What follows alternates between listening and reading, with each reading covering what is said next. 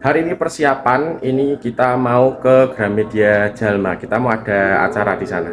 Acara apa? Yuk ikuti perjalanannya. Sebelumnya cari makan dulu kita. Nah, ini kita sudah sampai di Gramedia Jalma. Gramedia Jalan Pandanaran yang berubah wujud menjadi Gramedia Jalma, menjadi lebih friendly untuk teman-teman pembaca. Mantap. Sudah sampai di Gramedia Jalma. Hari ini akan diadakan acara book talk dengan Mas Brian Valenza, komikus dari Bandit of Batavia. Kita coba masuk dulu ya. Ini tamunya. Ketemu abang-abangan komikus, Mas Editor, mantap. Acara sudah hampir dimulai, guys. Kita hari ini akan ada acara book talk menghadirkan Kak Brian Valenza. Kita akan membahas buku Bandits of Batavia, karya terbaru Kak Brian yang baru aja diterbitkan oleh Alex Media Komputindo. Mantap. Selamat siang Gramedia Jalma. Luar biasa, terima kasih teman-teman yang sudah datang menghadiri book talk membahas tentang Bandit of Batavia dengan Mas Brian Valenza. Ada yang sudah kenal dengan saya? Nggak kenal? Oke, nggak apa-apa. Untuk teman-teman yang belum kenal, perkenalkan nama saya Riko Radan. Saya seorang komikus juga. Kebetulan hari ini saya mendapat kesempatan untuk menjadi moderator. Kita akan sedikit banyak membahas tentang komik lokal yang pada masa-masa ini semakin menunjukkan taringnya, dan Bandit of Batavia pulang kampung ya. Ceritanya pulang kampung dan menyapa teman-teman yang ada di tanah air. Teman-teman, ada yang sudah membaca Bandit of Batavia? Baru beli ya? Baru beli. Oke, nanti akan bisa bertemu langsung dengan Mas Brian Valenza. Semoga Mas, silakan. Thank you.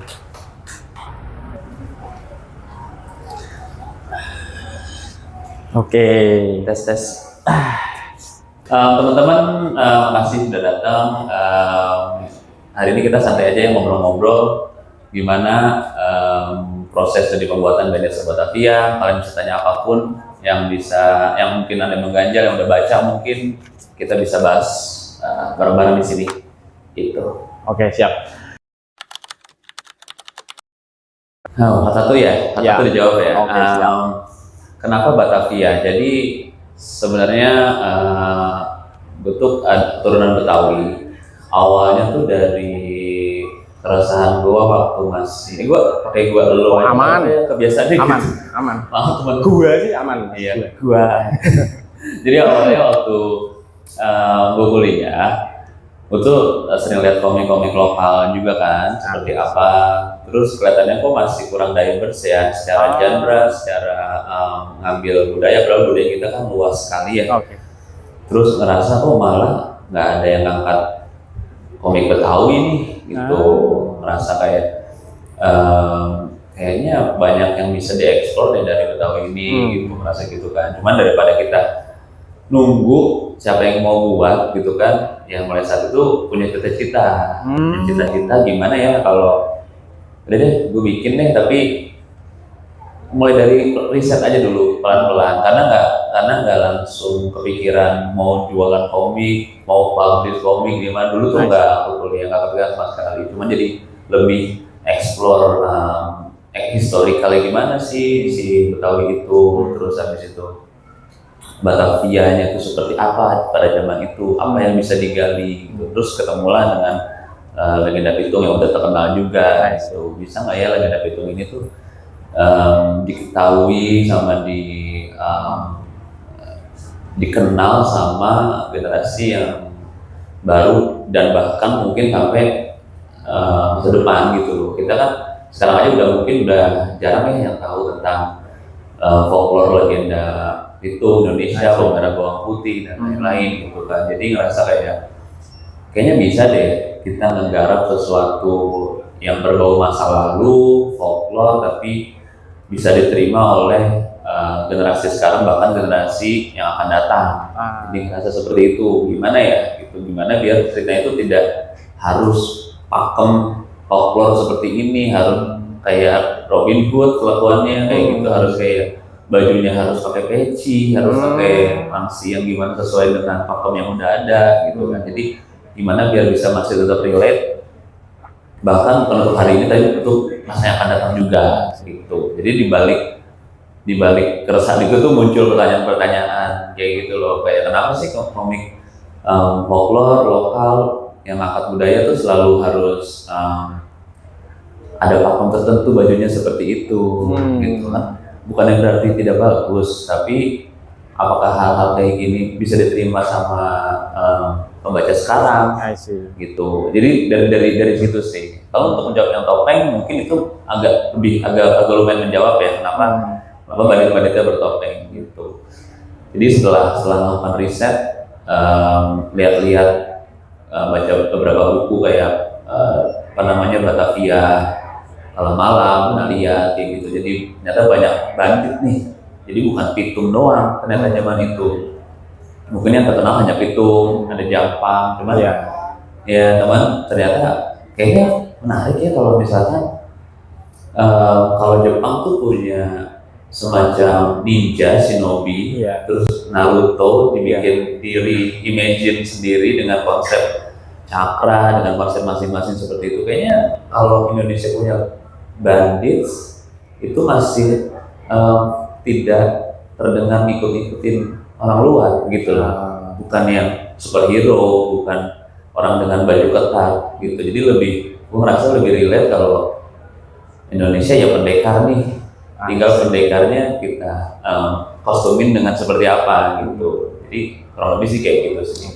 Berarti di modernisasi tapi masih tetap mengangkat kearifan lokal. Betul, mau bilang modernisasi tapi settingnya Batavia, jadi agak. Nah, untuk teman-teman yang belum tahu, Mas Brian ini juga punya studio coloris. Iya, ada sebelum bikin komik, sebelum bikin IP atau cerita sendiri, saya fokusnya ke bidang jasa di coloring atau color artist. Bikin studio di sana namanya Beyond Color Lab gitu. Beyond Color Lab. Nah, klinik itu ajian lah ya. Ajian. Iya. Jadi risetnya sih dimulai agak serius itu sebenarnya pas tugas akhir kuliah. Tugas akhir kuliah udahlah kan udah ada beberapa tulisan dikit-dikit cicil sketsa, cicil desainnya seperti apa. Bikinlah tugas akhir apa istilahnya? Buat ke dosen tuh skripsi tesis? Iya kayak TA skripsi, submit ke mereka apakah di approve tentang Betawi, legenda Betawi ini gitu. Masih belum berbentuk bandit Batavia ya? Belum. Masih kasarnya judulnya masih si pitung aja, terus dan desainnya masih pure pakai peci dan sarung kayak masih standar lah gitu ya.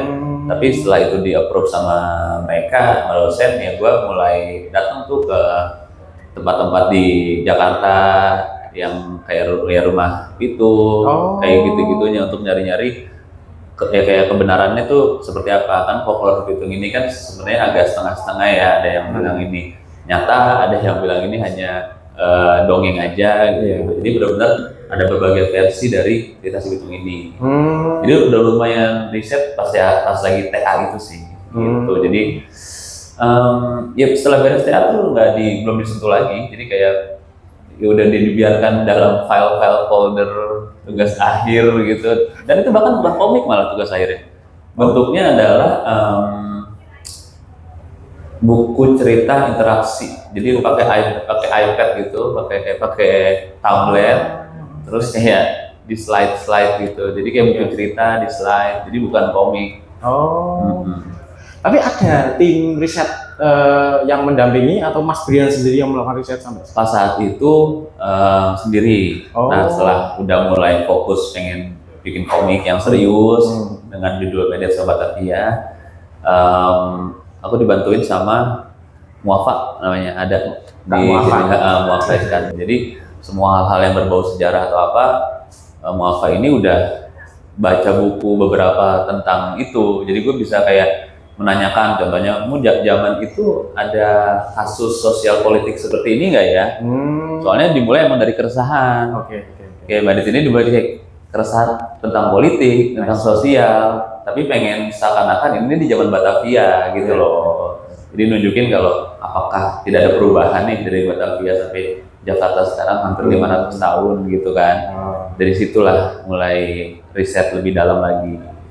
Jadi ketepatan risetnya nanti bisa dipertanggungjawabkan ya, Ya, saya lepas tangan. Tapi ngomong soal ya historical accurate gitu ya, kita emang kalau dibilang komik historical komik sih lebih pengen dibilang emang action fantasy sih. Jadi kayak fantasinya tuh lebih 60%, 40%-nya sejarah gitu. Dan di sini Mas Brian Valensa kan lebih condongnya di dunia color ya, sebagai color artist, dan sudah mendapatkan kontrak eksklusif dari Marvel ya Mas ya. Iya, Nggak sembarang orang bisa mendapatkan predikat mendapatkan kontrak dari Marvel ya Mas. Dan di komik ini Mas Brian sebagai konseptor awal dan sebagai coloris ya Mas. Yep. Untuk mendapatkan palet warna dari, karena kan kalau di luar negeri kan berbeda palet-paletnya, dan Mas Brian sudah biasa mengerjakan komik-komik dari luar. Untuk bisa mendapatkan sense palet warna yang sesuai dengan Batavia pada waktu itu, apakah melakukan riset juga di gimana itu? Pertanyaan menarik, soalnya sebagai color artist juga concern di komik sendiri pasti akan lebih lebih serius didalami gitu ya, pengen sesuatu yang beda lah, ya. Ada idealismenya di situ gitu kan. Cuman kalau kita riset warna, zaman dulu kan foto-foto juga pada hitam putih ya. Jadi lebih mainin feeling as colorist. Misalkan contoh, kita kan negara tropis gitu ya, negara tropis tuh biasanya palet warnanya apa aja sih? Suasananya pasti kan warm, bahkan malamnya kayaknya nggak sedingin itu. Jadi kalau kalian lihat di Bandits nanti, kalau baca, biasanya langit malamnya gua nggak pernah bikin warna biru, karena itu memunculkan suasana yang dingin atau cool. Jadi warnanya antara suka hijau atau agak coklat gitu. Jadi nunjukin kayak seakan-akan nuansa yang pengen gue sampaikan adalah malamnya juga tetap gerah ini gitu, ngerti gak sih? Kayak bahkan mungkin bisa gue tambahin beberapa adegan nyamuk ya, banyak nyamuk gitu ya. Jadi kayak gitu, kayak banyak pohon-pohon kelapa, warna-warnanya seperti apa. Jadi selain itu gue juga lihat dari film-film grading film tropis gitu. Kayak misalkan mereka siangnya seperti apa, malamnya seperti apa. Jadi benar-benar karena nggak bisa ngambil dari referensi yang udah ada zaman dulu karena hitam putih gitu sih. Untuk teman-teman yang sudah membeli komik Bandits of Batavia, bisa dilihat ya, itu sangat lekat sekali budaya lokal. Yang bagaimana Mas Brian melihat potensi komik lokal di Indonesia ya? Mas Brian kan sudah berpengalaman mengerjakan komik-komik dari luar negeri, kemudian sekarang juga menggarap IP sendiri. Kira-kira apakah komik-komik lokal Indonesia bisa bersaing di kancah global? Bagaimana pendapat Mas Brian? Kalau soal bisa sih sangat butuh riset yang lebih mendalam ya. Cuman dari pengalaman pribadi. Waktu Bandit sempat dibawa ke New York Comic Con atau San Diego Comic Con tuh, ternyata dengan desain, dengan visual yang kita tampilkan seperti ini, membuat audiens di sana tuh justru tertarik dan pengen tahu. Mungkin karena keeksotisnya budaya kita seperti apa ya. Toh di sana juga sebenarnya udah agak bosen soal yang superhero ketat gitu lagi, ngerti gak sih? Jadi sebenarnya ada peluang, ada potensi. Tapi mungkin tips yang bisa gua kasih untuk komik-komik lokal Mungkin satu, mencoba untuk, ini selalu gue bilang kali ya, ini pribadi aja, bisa jadi salah, mencoba untuk tidak terlalu indosentris. Jangan terlalu indosentris kalau kita pengen mengincar pasar yang lebih luas, pasar global Indonesia gitu. Dulu juga Jepang juga melakukan hal sama sebelum mereka semaju itu gitu. Nah setelah maju mereka udah pakai budaya full mereka, akhirnya kita terinfluence gitu kan. Jadi dengan budaya kita yang belum diketahui banyak orang, kita nggak bisa terlalu idealis dengan pengen menyampaikan, oh ini ada batik loh, ini ada ini loh, ada ini loh, ini ada legenda ini, ada legenda itu, ada mitos ini, mitos itu, kayaknya kayak misalkan Bandit sendiri mungkin secara settingnya di Indonesia, mungkin nama-namanya juga Indonesia, tapi cerita yang dibawa atau disampaikan itu sangat global gitu. Terus habis itu desainnya sendiri kita mencoba topeng itu salah satunya untuk mendekati pasar global juga, karena kalau terlalu patchy dan lain-lain itu untuk pasar global mungkin apa nih ya, jadi kaget gitu, ngerti gak sih? Kita pelan-pelan dulu gitu. Nanti di dalam Bandit ada yang pakai peci, tapi bukan pemeran utamanya dulu nih, ngerti gak sih? Jadi secara cerita kita bikin ceritanya secara dinikmati secara global. Misalkan kasus apa namanya perampasan, kasus yang relate dengan kita tuh kayak sosial, penindasan antara sang kekuasaan sama yang di bawahnya, kayak gitu-gitu kan sebenarnya secara idea tuh sangat global dan relate kan. Jadi kita main di sananya. Jadi bukan lore heavy. Kita nggak perlu jelasin kayak di komik ini di awal-awal langsung, wah kekuatan ini adalah ajian tuh harus ritual ini, harus itu kayaknya akan membuat membaca gini nih, gue rephrase, misalkan kita peduli dunianya, peduli sama lore-nya, kayaknya karena kita peduli sama karakter dan ceritanya dulu. Ya nggak sih, kayak karakternya ini kayak gimana sih? Oh gue relate banget nih, gue suka banget sama ceritanya, baru kita pelajari lore-nya. Oh ternyata lore dunianya gini, oh ternyata power systemnya tuh gini ya. Gitu. Menurut gue gitu.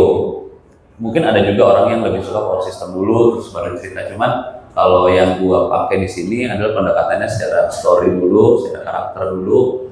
Nanti kalau mereka mungkin sudah peduli dengan karakter dan problemnya, akan mencoba menelusuri world buildingnya seperti apa. Kayak gitu.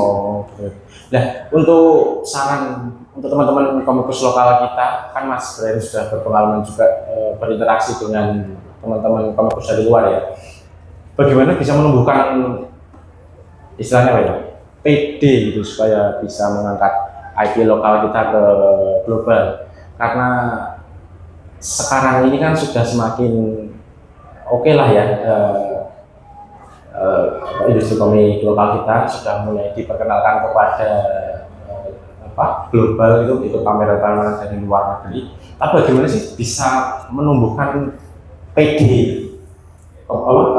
kreator-kreator lokal kita? Agak berat ya. Disuruh pas. PD itu gimana ya? Mungkin cerita pengalaman yang sempat kita bahas tadi aja gitu ya di belakang. Jadi memang rasa PD atau rasa semangat tuh kadang-kadang suka hilang, suka tahu-tahu lagi semangat, tiba-tiba besoknya udah enggak gitu kan.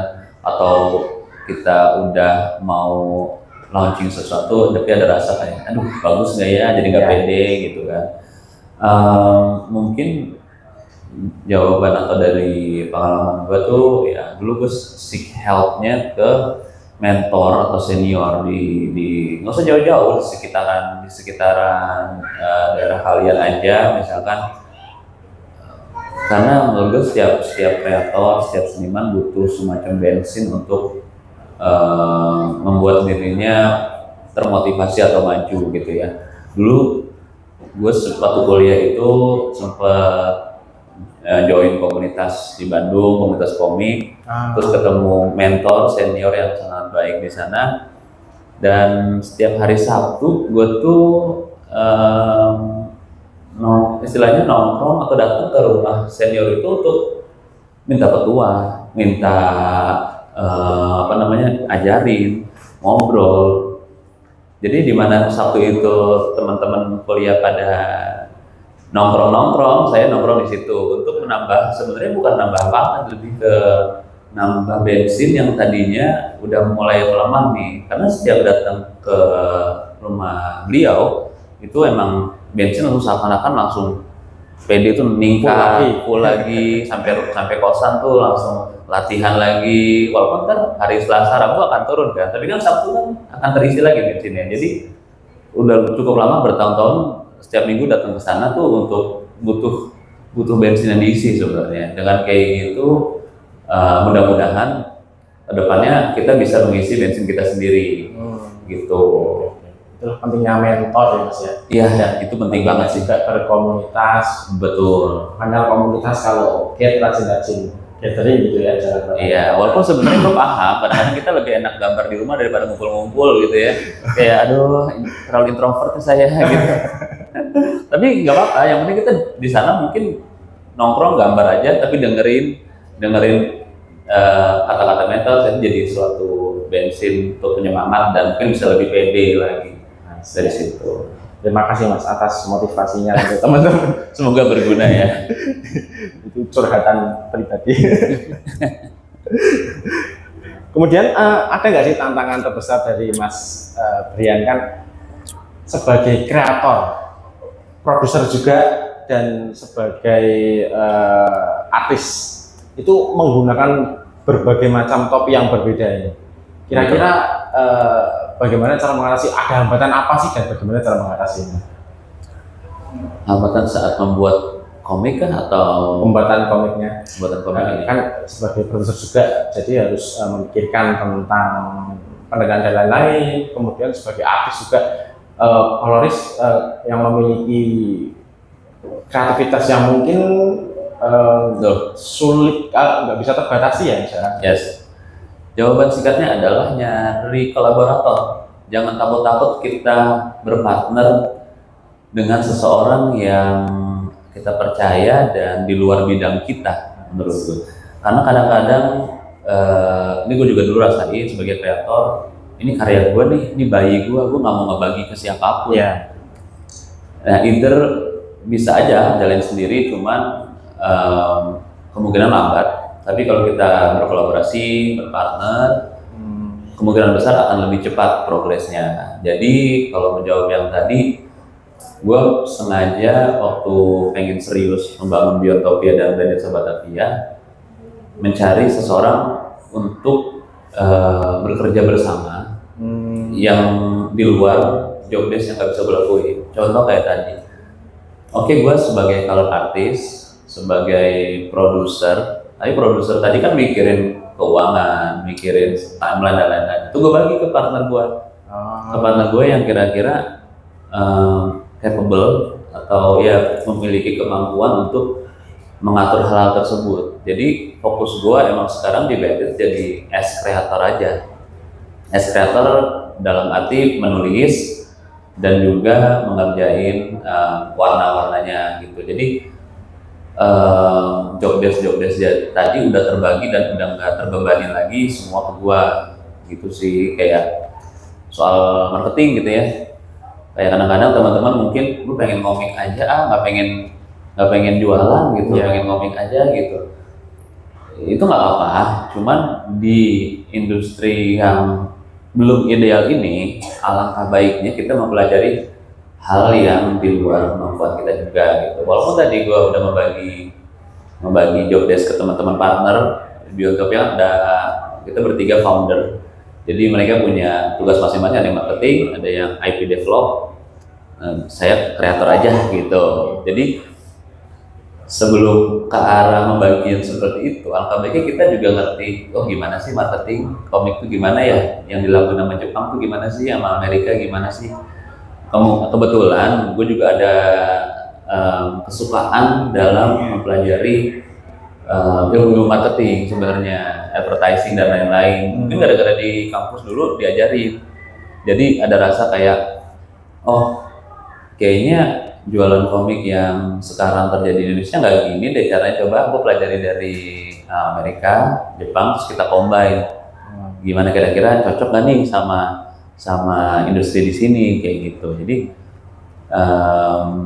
ya saran gue mempelajari hal lain, terus habis itu mungkin berpartneran dengan teman yang kalian percaya gitu sih. Oke.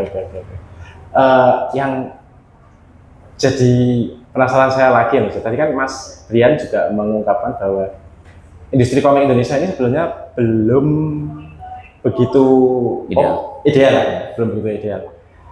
Tapi Mas Brian tetap membuat IP ini, tetap membuat komik ini. Apakah sebegitu keras kepalanya komikus lokal kita? Jadi gini, kadang-kadang komikus di sini yang ditemuin tuh memiliki beban yang besar sekali ya, kayak sering ditemui itu ingin memajukan industri komik Indonesia. Nah, kalau gue nggak ada kepala ke arah sana gitu, yang penting gue pengen mempunyai karya yang bisa dinikmati turun temurun gitu, sampai gue nggak ada, ini Beda Sobat tadi harus tetap masih dibaca. Itu aja, nanti industri mah jalan sendiri gitu. Jadi kadang-kadang mungkin masih mikirin hal itu gitu. Kalau makanya tadi, kalau misalkan apakah keras kepala dengan industri yang belum ideal, apa ini, jujur pikiran gue hanya kembali ke tadi, gimana lihat industri di luar seperti apa, di Amerika, di Jepang seperti apa, bisa nggak nih kita combine. Jadi yang gue lakuin di Biontopia dan Mercy ini adalah semacam tesis atau teori yang gue percaya kira-kira bisa nih kita lakukan di Indonesia. Jadi mudah-mudahan kalau teori ini berhasil, teman-teman bisa ikutin cara ini gitu. Jadi kalau gagal ya kita pakai cara lain, cari lagi gitu, kita riset lagi gitu loh. Jadi ya kita nggak tahu endingnya seperti apa, cuman yang kita bisa lakuin adalah riset, kita percaya cara ini ya kita lakuin yuk. Oke, ini sudah banyak wajah-wajah yang penasaran ingin memberikan pertanyaan ke Mas Brian Walisa. Masa sih? Satu aja. Apa aja? Kira-kira pesan apa sih, pesan utama apa yang ingin disampaikan Mas Brian melalui komik Bandit of Batavia ini, melalui petualangan dari si Pitung ini kepada pembaca-pembaca komiknya? Pesannya? Pesan utamanya? Dari komik Bandit Batavia ini sebenarnya seperti tadi yang sempat di-mention adalah beberapa keresahan sosial dan politik yang terjadi sekarang gitu secara pribadi. Jadi mudah-mudahan teman-teman merasakan keresahan yang sama dan mungkin dengan membaca ini merasa terwakilkan unek-uneknya, merasa yang tadinya mungkin tidak peduli dengan sosial, dengan politik yang terjadi, mungkin bisa tumbuh rasa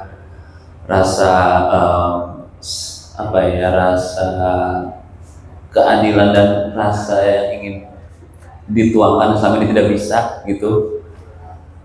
Ya mungkin lewat komik ini gitu. Mudah-mudahan dengan baca komik ini bisa merasakan sesuatu yang dulu mungkin tidak bisa dirasakan, which is zaman Batavia, pengen lihat suasananya kalau pas mau terjun dan menyembur ke dunia Batavia ini seperti apa gitu. Jadi mungkin nggak banyak hal yang bisa gua pengen sampein semuanya karena terlalu banyak sekali di komik ini yang pengen gua sampaikan. Cuman inti dan inti sarinya ya kurang lebih kayak gitu Mas gitu. Oh ya, terakhir, sorry, ini benar-benar terakhir. Dan ini kan sudah berani memberikan angka 1 di buku komiknya, berarti pasti akan ada nomor berani. Kok berani? Maksudnya apa? Emang orang nggak berani biasanya? Enggak, komik Indonesia kan selalu nomor 1. Enggak, kalau komik Bandit of Batavia ini pasti akan ada volume 2-nya. Dan kira-kira kapan nanti akan? Ini maksudnya tuh Bandit of Batavia ini komik nomor 1 di Indonesia, bukan ada volume 2-nya, bukan. Selama ini tuh gitu, Pak. Salah sangka Mas ya. Nggak salah ya, dan saya ulang aja. Ya, Jadi akan ada nomor-nomor. insya Allah ada volume 2 dan volume 3 untuk season ini. Jadi kita Oh, 3 volume. ya 3 volume untuk satu season. Jadi kita sistemnya per season nih kayak di versi Inggrisnya juga seperti itu. Jadi setelah beres satu season, entah saya akan lanjutin season 2 atau saya coba bikin cerita yang lain gitu, buat istirahat dulu jeda gitu. Jadi mungkin lihat nanti.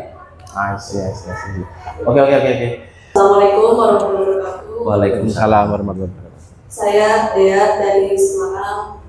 Disiplin apa yang sebenarnya harus dimiliki oleh teman-teman komikus? Kalian kalau suka sama seseorang, suka sama sesuatu, pengen gak sih ketemu terus? Pengen gak sih barengan terus? Pastinya. Pasti kan? Ya.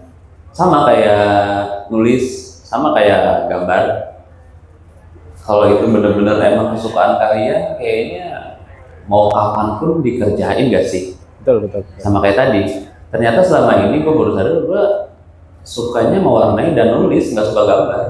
Dulu waktu kecil saya kira saya suka gambar gitu loh. Ternyata semakin kesini saya lebih suka mewarnai dan bikin cerita. Jadi selagi ada kesempatan kosong untuk melakukan hal yang saya sukai, kenapa enggak gitu? Iya. Kayak misalkan hobi deh. Kalau ditanya hobi saya apa? Bingung jawabnya karena hobinya ya nulis tadi gitu, ngerti gak sih? Pas saat nulis, pas saat warna itu ngerasa lebih alive kayak gitu. Jadi mungkin pertanyakan lagi ke diri teman-teman, apakah kalian benar-benar menyukai hal tersebut atau hanya suka penikmat aja, which is nggak apa-apa, which is fine gitu. Kayak ternyata lebih suka dunianya, lebih suka industrinya nih daripada jadi pelaku. Kalian bisa menjadi, mungkin ternyata lebih suka jadi orang yang tadi partneran, jadi IP developernya, jadi orang yang memiliki ide untuk ngembangin marketing, ngembangin IP. Siapa tahu di situ kesukaan kalian. Pas kalian nemu klik, itu kayaknya mau kapanpun dikerjain sih, nggak nunggu wangsit, nggak nunggu mood, nggak nunggu apa gitu. Itu contoh jawaban pertama ya, mudah-mudahan dimengerti. Jawaban kedua mungkin dari segi yang lebih realistis. Dapur harus ngebul nih, gitu kan, misalkan gitu kan, dapur harus ngebul nih, gimana ya, gue mau berkarya tapi dapur harus ngebul. Ya jawaban lebih singkatnya sebenarnya ya lebih penting fokus dengan yang ngebul dulu deh, karena tanpa itu, tanpa bekerja seperti itu, karya kita nggak bisa keluar anyway gitu loh. Jadi kayak misalkan kalau teman-teman merasa harus double job dan lain-lain untuk menghidupkan karya kalian, itu jalan yang terbaik menurut gue ya gitu. Kayak sekarang main job gue adalah dulu Marvel, ngerjain kerjaan dari Marvel. Setelah itu semua terpenuhi, mulailah ada idealisme baru untuk bikin komik sendiri, ada semangat untuk ngerjain komik sendiri kayak gitu, karena istilahnya udah aman nih kita soal dapur dan lain-lain. Itu harus dipikirkan. Kadang-kadang kita ngomong gini suka ambigu, suka tabu gitu kan, suka bingung gimana sih, apakah kita kerja dulu atau berkarya dulu. Itu sama aja ngomongin kayak telur atau ayam kan, ayam dulu atau telur dulu nih gitu kan. Ya kalau dari saran pribadi sih sebenarnya emang coba kalian, nggak masalah kalian bekerja gitu. Kan seperti tadi gue bilang, industri kita juga masih berkembang, which is sekarang ke jalan yang lebih baik. Dengan komik-komik lokal sekarang banyak mulai diverse, mulai indie mulai naik. Ya. Itu sangat membantu. Semoga beberapa tahun ke depan industrinya akan lebih maju, dan gue harap maju itu bisa menggabungkan antara pekerjaan untuk dapur, ngebul, dan berkarya gitu. Diharapkan seperti itu. Mudah-mudahan menjawab ya. Udah cerita belum ya? Jadi sebelum bikin Biotopia dan Bandits ini, sempat jadi co-creator komik Amerika dari Image Comics, judulnya Helm Grey Castle. Helm Grey Castle ini yang bikin co-writernya Bandits juga, si Henry Barahas. Henry Barahas tuh orang Tokau, dia pitching ke Tokau, proyeknya di approve istilahnya. Cuman dia karena pengen colorisnya dia jadi co-creator. Nah di situ mulai ikut terlibat sama misalkan beberapa meeting, terus hasil penjualan, tahu itu sempat hampir 50.000 penjualan komiknya. Which is kalau di sana mah kecil 50.000. Di situ mulai agak kayaknya menarik ya kalau jual komik juga di sana gitu. Jadi sebenarnya ada hal kayak gitunya juga. Semacam nggak sengaja riset jadinya karena kita dapat monthly report gitu-gitu kan. Dan ada semacam strategi yang baik adalah ya udah kita coba terus di sana, tapi itu sebagai proof of concept gitu. Jadi di sana kita lihat kalau ternyata secara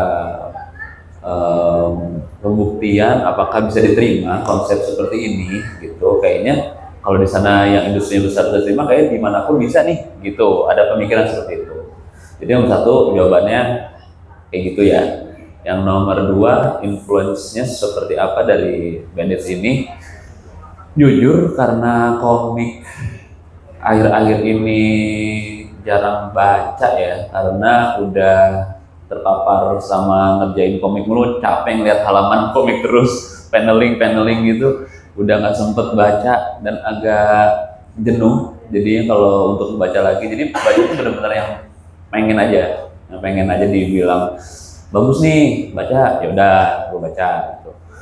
Jadi mostly influence gue tuh dari TV series yang nonton, terus habis itu dari animasi, animated gitu-gitu, film. Jadi kalau misalkan animasi mungkin ada inspired dari Avatar, karena itu salah satu yang gue favorit juga sih animasi Avatar ya. Kayak Blue Spirit, ada resemblance Black Bull juga bisa dilihat dari situ. Terus fraksi-fraksi yang ada di dalam kan kayak ada geng harimau, geng badak, itu part of kayak ada suku lah ya kan. Kalau di Avatar kan api, elemen, udara gitu-gitu. Kalau kita lebih ke suku yang Indonesia banget nih, dari Sumatera Tiger, ada geng Javan Rhino, itu diterinspirasi dari binatang yang udah mau punah. Jadi bandit utama kita gitu. Jadi kalau dari animasi mungkin itu, dari anime juga beberapa, dari Attack on Titan, terus Game of Thrones. Jadi banyak ada unsur drama ya. Kalau misalkan ada yang nonton Game of Thrones kan mostly drama, tapi kita bisa ngikutin, dengerin orang ngobrol terus padahal gitu, berarti dialognya bagus banget ya. Nah, itu lagi gue pelajari sih, gimana komik banyak balon kata tapi tetap enjoy gimana ya gitu. Lagi istilahnya ini bahan percobaan juga kayak gitu, karena komik Amerika kan formatnya komik Amerika, mostly kertasnya dikit kan, nggak kayak manga kan kertasnya sangat tebal gitu.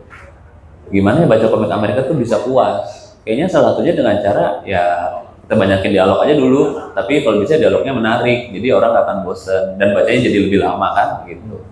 Gitu sih, kalau semoga menjawab. Aman ya? Oke. Selanjutnya ada lagi yang ingin bertanya?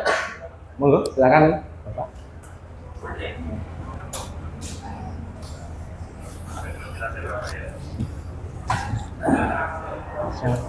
Oke, terima kasih Mas Brian. Terima kasih. Nama saya Bayu.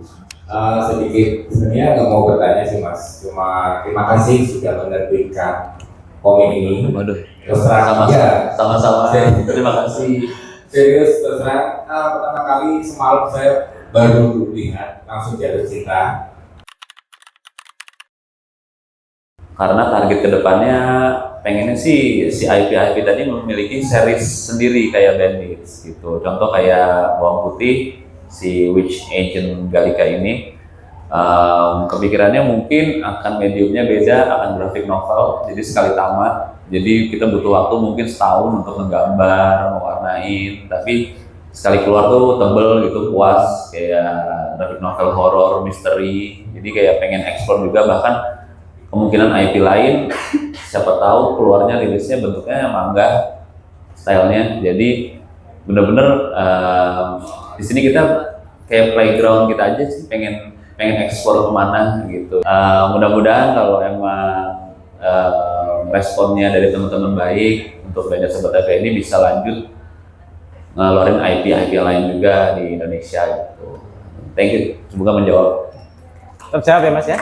Oke, terima kasih teman-teman atas antusiasnya ya, luar biasa sekali. Sayang sekali tidak bisa ketemu semua pertanyaannya. Oke, baru aja selesai jadi moderator di acara Book Talk Bandit of Batavia bersama Mas Brian Valenza. Nah, acaranya menyenangkan, Mas Briannya keren banget. Mantap. Halo teman-teman, saya Brian Valenza, kreator dari Bandits of Batavia. Bagi teman-teman yang mau ngikutin petualangan dan aksi perlawanan bandits di Batavia melawan para penjajah dan tirani, kalian sudah bisa nikmati komiknya di Gramedia terdekat. Teman-teman, kita akan mulai syuting juga Bandits of Batavia live actionnya. Mudah-mudahan bisa lancar, mohon doanya teman-teman. Thank you.